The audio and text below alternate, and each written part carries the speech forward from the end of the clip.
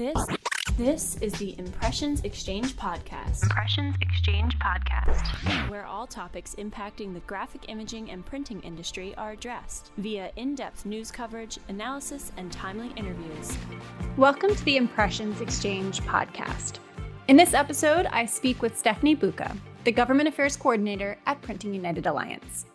We discuss some of the top-of-mind issues right now in government affairs, recent action alerts, an update from the Postmaster General Louis DeJoy, and a look into a recent Mother's Day event held on Capitol Hill.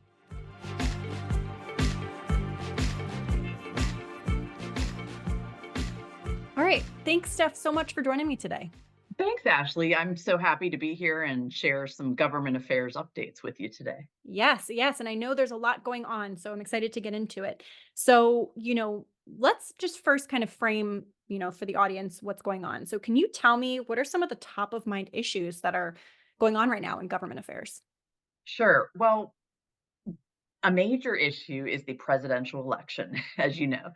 So, and the political uncertainty right now is top of mind. So, one thing is certain, it's going to be a close race. So, a Real Clear Politics poll recently showed that Trump is ahead. There are 7 swing states, and that includes Arizona, Georgia, Michigan, Nevada, Pennsylvania, Wisconsin, North Carolina, and they found that Biden is trailing in those states. However, the Democrats have more cash on hand. What's interesting, a lot of the Biden vote is a not Trump vote, whereas the Trump vote is a he's our guy vote. So those are the differences, and we'll just have to wait and see how that plays out. Now, on the congressional side, who will have control of the House and who will have control of the Senate? We don't know. But at the Cook Political Report, there are 11 Democrat incumbents in the toss-up category and 11 Republican incumbents in the toss-up category. And what that means, either party has a chance of winning those seats. So again, it's uncertain. We don't know. On the Senate side, they're predicting that the Democrats will control the Senate, but we just don't know. And so we'll have to wait and see. And are there any, updates on the regulatory side of things that could, potentially affect, small businesses or, companies in the printing industry? Yes. So we have seen an onslaught of federal regulations coming out of the Biden administration. I'm going to go through a list. I'm not going to delve into each issue, but I'm just going to kind of name these so you know how much is going on. For example, the EPA, they've issued a PM 2.5 air quality standard. They've issued the PFAS drinking water standard. They designated PFAS as a hazardous substance under CERCLA, or the Superfund law, and there's an OSHA walk-around rule. And then we have the Department of Labor that just came out with an overtime rule, and they've increased the salary threshold. And the FTC just issued a ban on non-compete.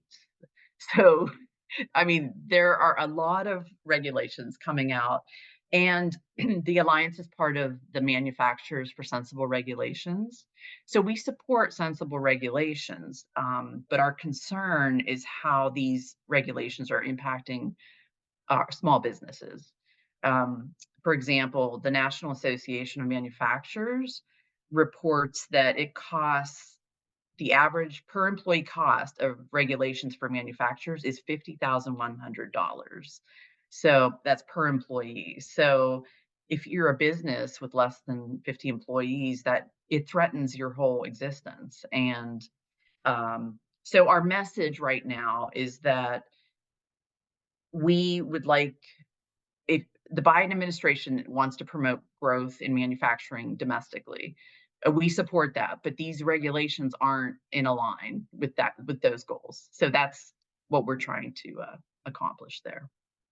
Wonderful. Yeah. Thank you so much for that update. And I know that we've had some content related to some of those topics. Like I know my colleague, or our colleague, Dan Marks, just did a video with Adrian Harrison on the non-compete. So, Yeah. for the listeners, if you're interested in that, we can include a link below. Yep. And I know that I'd love for you to talk about action alerts because I know that's something that we do to inform, the members and Yeah. the printing industry as a whole. So can you talk a little bit about action alerts and what's going on there? Sure. So we've seen a flurry of legislation at the state level for extended producer responsibility programs. And that puts the cost of managing waste on the producer or the manufacturer. So right now, we have three action alerts set up: New Jersey, New York, and Minnesota. And I'd like to give credit to my colleagues on my government affairs team, Gary Jones and Sarah Osorio. They have done an excellent job of advocating for our industry and to basically fight against this legislation. I'll give you an example. So in New York and New Jersey, the legislation is banning carbon black and saying that it's toxic, and that's not true. Carbon black in black printing ink is not toxic. So it's scientifically inaccurate, and it would just hurt our industry tremendously. So Sarah wrote a paper on carbon black, a white paper, and Gary's been meeting with New York lawmakers trying to explain how detrimental this would be. And so I would encourage people that live in those states, again, New York, New Jersey, Minnesota, we would love to have your input. And we have a pre-written message where people just plug in their address, it matches them with their lawmakers, and the letter it will be sent automatically. It takes less than 2 minutes. And so you would go to printing.org, our website, and then programs and services, and then action alerts, and you can see the three different alerts. So thank you. Yeah, it's really important. We need everyone's voice. Yeah, absolutely. And I'll link to that below for those who are listening. And we also did do, just kind of plugging another video we had done. We had done one with Gary Mhm. about a month or so ago about the carbon black in New York. And Yeah. I know what we're planning some more content on the New Jersey side of things too. So Okay, we'll great. we'll link to that. Um, so in terms of here's something that I know a lot of people in the printing industry are following very closely postal updates. Mhm. You had mentioned that the PMG, the Postmaster General, had recently announced something. Can you talk about that a little bit? Yes, so this is exciting news. So Senator Gary Peters, he is chair of the Homeland Security and Government Affairs Committee. He held a public hearing, and the lawmakers really, well, they number one, they were upset with DeJoy because he had not been responding to them and providing them with information that they had requested. So, but they also highlighted the fact that their constituents are experiencing service delays. They're not getting their mail, and these could be life-saving medications or important documents that or for a state like California that's vote by mail.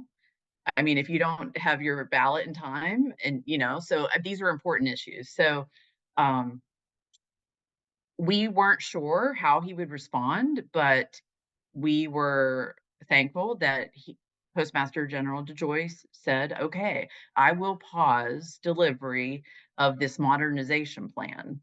So, and basically, the modernization plan includes closing certain facilities and then opening up what is known as regional processing and distribution centers. And so he said he will not do that until after January 1, 2025. So, we're very pleased that he responded to the senators that had sent him a letter and requested this. And, we still, the issue, it's a great first step, is how I would put it. We would still like to see an examination of the postal rate hikes and their impact and the decline in mail volume. So, but it's a good first step. And yeah, Right. Yeah, I know. I'm sure yep, many of the listeners are that's what they're also very concerned about. The postal rate hikes, every 6 months. It's yep, it's, yep. definitely something that need to be addressed. So, Um, so I want to ask you one final question. So I saw some great pictures on LinkedIn. You were at Capitol Hill on Capitol Hill this past Mother's Day. Yeah. So can you talk about that? What was it? What kind of event was it? What was going on? So keep us posted. We're members. The Alliance is a member of Keep Us Posted. And they hosted, this is their second event, Mother's Day greeting card event. And it was a wonderful time to meet with members of Congress and their staff. People came and they signed cards to their mothers or mother-like figure in their life. And I think, nearly 800 cards were, yes, were delivered to mothers. And the purpose also is to show how important it is that we have a reliable and affordable postal service in Right. America. Yeah, and so, it was it oh, I guess I should mention our co-chair of the Congressional Printing Caucus, Lori Chavez DeRemer, was there. So I was thrilled to meet her in person and said, "Thank you for your leadership, for, serving on the caucus." Um, and I also met other people from Silvamo, Domtar, um, and so it was just a lovely networking opportunity, and I hope that next year we can have all the printing caucus members attend. So that would be our goal for next year, to have all the members attend. That would be great. Yeah, to have the whole the printing caucus there. And it sounds like it was a really nice event. It was. Thank you. Yeah. So, thank you so much for all of this fantastic information. And I know you earlier, mentioned where listeners can go to get more information. But do you mind just kind of reiterating that? Where listeners can find all of this information, resources. Sure. Yeah. So, printing.org is our main website, and then we have an advocacy center. And if you click on the advocacy center, you will see the issues that we care about, and the action alert center where you can take those actions. And the other thing you can do is, if you'd like to subscribe to the Industry Advocate, we have a newsletter that goes out once a month, and it contains information on federal and state legislation being introduced and just updates on our advocacy efforts. So we look forward to having people sign up for that. Perfect. Yeah. Thank you so much. And Steph, thank you for keeping us updated on what's happening with government affairs. Very Thanks for helpful. having me. Thanks a lot, Ashley. Of course.